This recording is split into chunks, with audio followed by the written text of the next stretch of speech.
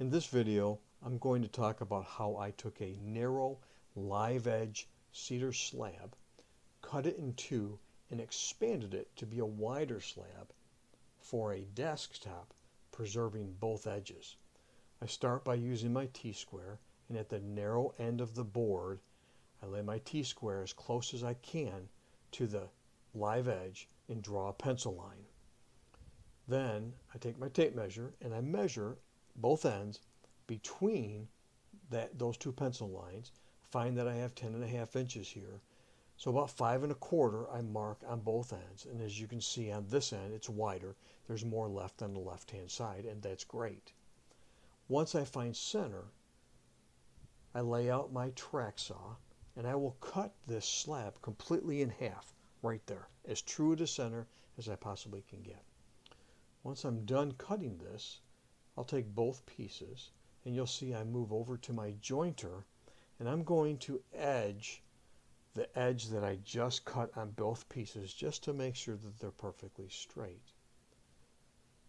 Once I'm done with that, I'll take a 2x6 that's from the same material of cedar. I'll cut that 2x6 lengthwise to the same length as the desk, and I'll put these in the middle in between the two live edges pieces that I just cut. Now I want to ensure that my joints are tight, and I'll mark them with chalk to make sure I know where I am.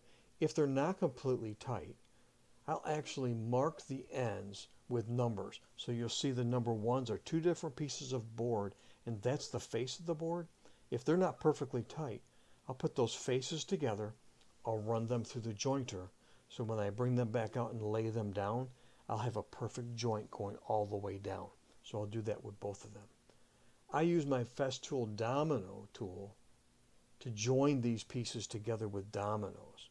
You honestly don't have to use dominoes. You can certainly use dowels.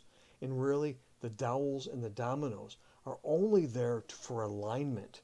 While they do give it some strength, they certainly do, they are really there to help you make sure everything stays in alignment, and that's a good thing. In this instance, the glue is what's holding these all together. The glue is a very strong glue that I use. I use Titebond glue.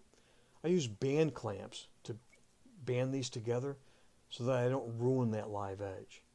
When they come out of the band clamps, I run them through my drum sander to make sure everything, all those joints are smooth.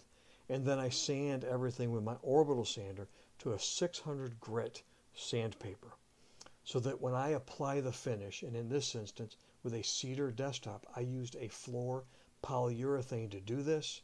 It's nice and hard, I get a good finish, and it mounts to that stand very well. Thank you for watching. If you have any questions, certainly leave comments. If you have any comments, I'd like to hear them.